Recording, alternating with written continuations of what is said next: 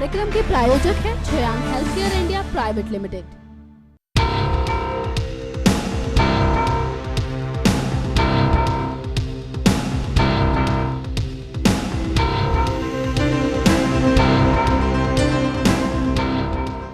देश में जब भी युवा नेताओं की बात होती है तो उनमें उत्तर प्रदेश के मौजूदा सीएम अखिलेश यादव का जिक्र जरूर होता है। 38 साल की उम्र में यूपी की कमान संभालने वाले अखिलेश ने हर कदम पर अपनी सियासी सूझबूझ का परिचय दिया है। मुख्यमंत्री के तौर पर उनका कार्यकाल भले ही मिला जुला रहा हो, मगर उनके द्वारा राज्य में कई उल्लेखनीय विकास कार्यों को किया गया है। सूबे के यूथ आइकन अखिलेश को अपने पिता मुलायम सिंह की तरह ही राजनीति करने में महारत हासिल है। वैसे शायद ही किसी ने सोचा होगा कि अखिलेश अपने पिता के नक्शे कदम पर चलकर एक दिन पिता की विरासत को इतनी अच्छी तरह से संभाल लेंगे। नमस्कार, मैं हूं गायत्री गुप्ता, लेकर हाजिर हूं एक बार फिर से अपना विशेष प्रोग्राम पब्लिक फेस। इस प्रोग्राम में आज हम बात करेंगे यूपी के मुख्यमंत्री अखिलेश यादव के बारे में। कहने को तो अखिलेश को उत्तर प्रदेश की गद्दी विरासत में मिली है, लेकिन इस मुकाम तक पहुंचने के लिए उन्होंने काफी मेहनत भी की है। कभी राजनीति से दूर रहकर व्यवसाय करने का इरादा करने वाले पर्यावरण इंजीनियर अखिलेश यादव ने कैसे तय किया अपना सियासी सफर, आइए डालते हैं एक नजर। अखिलेश यादव के यूपी के सीएम बनने से पहले सियासी सफर पर गौर करें तो उन्होंने मई साल 2009 के लोकसभा उपचुनाव में फिरोजाबाद सीट से अपने निकटतम प्रतिद्वंदी बहुजन समाज पार्टी के प्रत्याशी एसपी सिंह बघेल को हराकर सफलता प्राप्त की। इसके अलावा वो कन्नौज से भी जीते।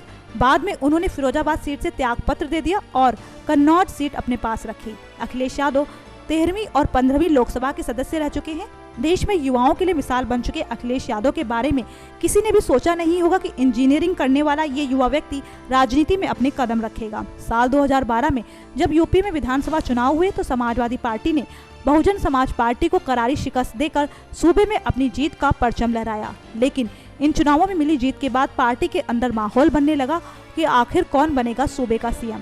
वैसे तो सभी को लग रहा था कि हर बार की तरह सपा मुखिया मुलायम सिंह यादव ही सूबे की बागडोर संभालेंगे, लेकिन मुलायम ने जब अपने बड़े बेटे की ताजपोशी करने का फैसला किया तो इस फैसले ने सबको हैरान कर दिया, क्योंकि इस बात का अंदेशा शायद किसी को नहीं था।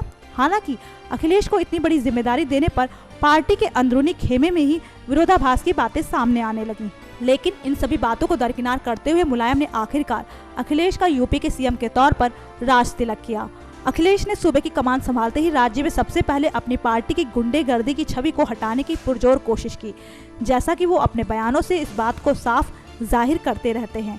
यूपी में सपा का शासन आने के बाद जनता ने ये उम्मीद जताई कि अखिलेश यादव के राज में सपा राज गुंडा राज बनने से बचेगा और राज्य में खुशहाली आएगी। कुछ लोगों का तो ये भी मानना है कि अगर समीकरण और ठोस कार्यक्रम के साथ सही दिशा में अखिलेश ने कदम बढ़ाए तो विकास की लहर गुजरात और बिहार की तरह यूपी में भी बहेगी।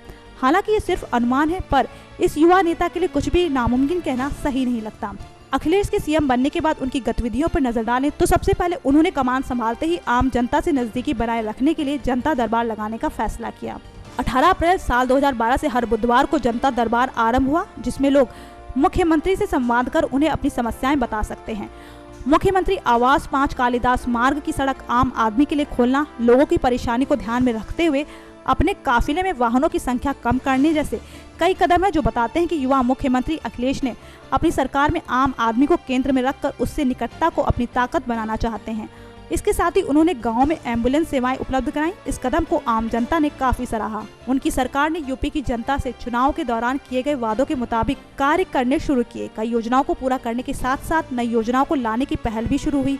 बेरोजगारी भत्ता, कन्या विद्याधन, लैपटॉप वितरण, समाजवादी पेंशन, अल्पसंख्यक को ध्यान में रखकर कई योजनाओं की शुरुआत की गई। समाजवादी पार्टी सरकार की ओर से योजनाओं के सतह पर पूरे होते दिखाई देने की बात करें तो सरकार मौजूदा वक्त तक कई योजनाओं के कुछ फीसद तक कार्य पूरा करने में सफल होती दिखाई दे रही है। मेट्रो परियोजना इन्हीं तमाम परियोजनाओं में से एक है। जैसा कि आने वाले दिनों में राज्य में चुनाव होने वाले हैं तो इसी के मद्देनजर अखिलेश ने साल 2017 विधानसभा चुनावों में जनता के सामने वर्तमान कार्यकाल की खूबियों के बारे में बताते हुए ये परियोजना काफी महत्वपूर्ण योगदान अदा कर सकती है। इसके अलावा एक बात और भी गौर करने वाली है कि तमाम सफल योजनाओं में कुछ एक ऐसी भी योजनाएं व सरकार के ऐसे निर्णय हैं जो समाजवादी पार्टी की जनता के बीच में नकारात्मक छवि बनाते हैं। सूबे की लचर कानून व्यवस्था व हालिया वक्त में एमएलसी के नामांकन के तौर पर राज्यपाल को सौंपी जाने वाली तमाम नामों वाली सूची पर उठने वाले सवालिया निशान जनता के सामने सरकार की नकारात्मक छवि बनाने का काम कर रहे हैं। इसके साथ ही यूपी में आपराधिक छवि को मिटाने की बात कहने वाले अखिलेश के ही पार्टी नेताओं पर टोल टैक्स कर्मचारियों को पीटने के आरोप लगे। इसके साथ ही तमाम ऐसे कई मामले सामने आए जिसने अखिलेश की इन बातों को बेईमानी साबित किया। जैसा कि अखिलेश सरकार को 4 साल हो चुके हैं और आगामी दिनों में सूबे में चुनावों की बयार है, तो ऐसे में अखिलेश का पूरा ध्यान सूबे में बिजली व्यवस्था की तरफ भी है। बिजली की समस्या से परेशान अखिलेश सरकार का दावा है कि अक्टूबर 2016 से ग्रामीण इलाकों में कम से कम 16 घंटे एवं शहरी क्षेत्रों में 22 से 24 घंटे बिजली देने की पूरी कोशिश की जाएगी। अखिलेश यादव ने सूबे की कमान संभालते ही राज्य के विकास के लिए कई खाके तैयार किए, जिससे ये साफ जाहिर होता है कि वो अपनी जिम्मेदारी के प्रति कितना संजीदा हैं। शिक्षा से लेकर सुरक्षा सहित तमाम मामलों पर अखिलेश ने अपनी नेतृत्व क्षमता को साबित करने में कोई कोर कसर नहीं छोड़ रहे हैं। सियासी कुशलता में खुद को कसौटी पर खरा साबित करने वाले अखिलेश को निजी जिंदगी में काफी खुले मिजाज का व्यक्ति माना जाता है। सियासत से लेकर व्यक्तिगत जीवन में अखिलेश में किसी तरह का अंतर्द्वंद नजर नहीं आता है। राजनीतिक पैतरे जानने के साथ साथ वो खेलकूद का भी काफी शौक रखते हैं। तो चलिए जानते हैं अखिलेश की व्यक्तिगत जिंदगी के बारे में।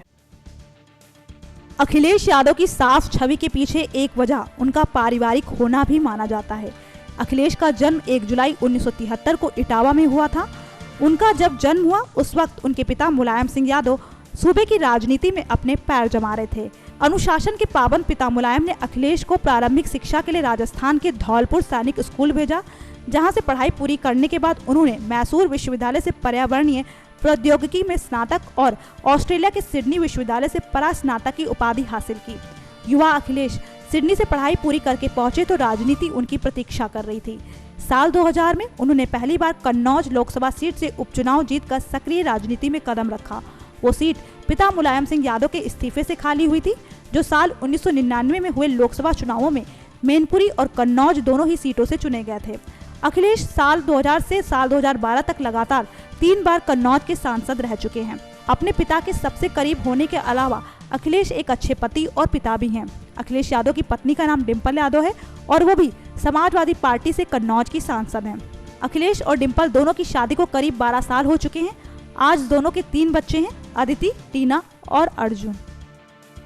व्यक्तिगत जीवन को बेबाक तरीके और खुशमिजाज तरीके से जीने वाले अखिलेश को उनके राजनीतिक फैसलों के लिए भी जाना जाता है। चापलूसों को दरकिनार कर कड़े फैसले लेने वाले अखिलेश ने साबित कर दिखाया कि वो सिर्फ काम पसंद इंसान है। उनकी एक कठोर निर्णय की बानगी उस समय दिखाई दी जब उन्होंने अपनी ही पार्टी के वरिष्ठ नेता की बात को काटते हुए आपराधिक छवि वाले नेता डीपी यादव को अपने दल में शामिल करने से इनकार कर दिया। इसके साथ ही पार्टी की छवि को बेहतर बनाए रखने के लिए वो अपने मंत्रियों के खिलाफ भी कार्रवाई करने से पीछे नहीं हटते हैं। आईएएस दुर्गा नागपाल सहित कई ऐसे मामले सामने आए जिससे सियासी गलियारों में उन्हें लेकर एक अलग ही तरह की धारणा बनी। तो चलिए डालते ही एक नजर अखिलेश यादव से जुड़े विवादों पर। अपनी बात को मजबूती से रखने वाले अखिलेश के सत्ता पर बैठते ही सबसे पहला विवाद सामने आया आईएएस दुर्गा नागपाल से जुड़ा। दुर्गा को अवैध खनन के खिलाफ मोर्चा खोलने के कारण निलंबित कर दिया गया। उन पर आरोप लगाया गया कि उन्होंने अवैध रूप से बनाई जा रही एक मस्जिद की दीवार को गिरा दिया था, जिससे इलाके में सांप्रदायिक तनाव फैल जाने की आशंका थी। बाद में जनता के विरोध के मद्देनजर उन्हें राजस्व विभाग से संबंध कर दिया गया। दुर्गा के निलंबन को लेकर केंद्र और यूपी सरकार के बीच ठन गई। हालांकि बाद में दुर्गा का निलंबन अखिलेश सरकार ने वापस लेकर उन्हें बहाल कर दिया। इसी सिलसिले में अखिलेश बेहद ही खर्चीले और आलीशान आयोजन सैफई महोत्सव को लेकर फिर से विवादों में आए। उन पर आरोप लगा कि उन्होंने महोत्सव में पैसा पानी की तरह बहाया। लोगों ने मुजफ्फरनगर में दंगा पीड़ितों की तमाम तरह की दुश्वारियों के बीच राज्य में इस तरह के आयोजन पर सवाल उठाया था। इस वजह से उनकी सरकार की जमकर आलोचना की गई। इसके बाद अखिलेश यादव ताजमहल में नियम तोड़ने के विवाद में फंसे। आपको बता दें कि अखिलेश यादव को हथियार बंद काफिले के साथ ताजमहल देखने के लिए गए थे, लेकिन ताजमहल में हथियार ले जाने की मनाही है। अब तक के इस तरह से नियम नहीं टूटे थे, लेकिन ताजमहल की सुरक्षा में तैनात सुरक्षा एजेंसियों की लापरवाही के चलते उनका काफिला अंदर दाखिल हो गया। इसके बाद अखिलेश यादव फंसे पीके फिल्म को लेकर। अपनी एक छोटी सी भूल के कारण सोशल मीडिया पर विवाद के शिकार हो गए। असल में उन्होंने एक इंटरव्यू में कहा कि उन्होंने आमिर खान की फिल्म पीके को इंटरनेट से डाउनलोड करके देखा है, लेकिन इसके तुरंत बाद ही देश के सबसे युवा मुख्यमंत्री को सोशल मीडिया साइट ट्विटर पर पायरेसी के आरोप झेलने पड़े। फिल्मकार अशोक पंडित ने भी इस पर ट्वीट करते हुए आपत्ति जताई और कहा कि ऐसा करके उन्होंने पायरेसी का समर्थन किया है। सूचना और प्रसारण विभाग को इस पर कार्रवाई करनी चाहिए। इसके साथ ही अखिलेश सरकार पर उनके कार्यकाल के दौरान सूबे में ज्यादा दंगे होने का आरोप लगा। साथ ही अपनी पार्टी नेताओं के करतूतों के चलते भी वो फिर से विवादों में आए और आलोचनाओं के शिकार हुए। इसके साथ ही अखिलेश यादव तब आलोचना के घेरे में आए जब उन्होंने राजा भैया को मंत्री बना दिया। ऐसा यकीनी तौर पर कहा जा सकता है कि युवा मुख्यमंत्री अखिलेश यादव ने अपनी सियासी सूझबूझ और समझदारी पर खुद को एक बेहतर सीएम साबित करने की पूरी कोशिश कर रहे हैं। उत्तर प्रदेश को उत्तम प्रदेश बनाने के लिए प्रतिबद्ध अखिलेश को आने वाले विधानसभा चुनावों में जनता कितना सराखों पर बिठाती है, फिलहाल ये तो आने वाले दिनों में ही पता चल पाएगा। तो ये था आज का हमारा पब्लिक फेस। हमें उम्मीद है कि आपको हमारा ये प्रोग्राम जरूर पसंद आया होगा। अगर आपको हमारी ये पेशकश अच्छी लगी तो हमारे चैनल को जरूर सब्सक्राइब करें। अगली बार फिर मुलाकात होगी किसी खास चेहरे के साथ, लेकिन तब तक के लिए नमस्कार। इस कार्यक्रम के प्रायोजक हैं Shreyansh health care India private limited.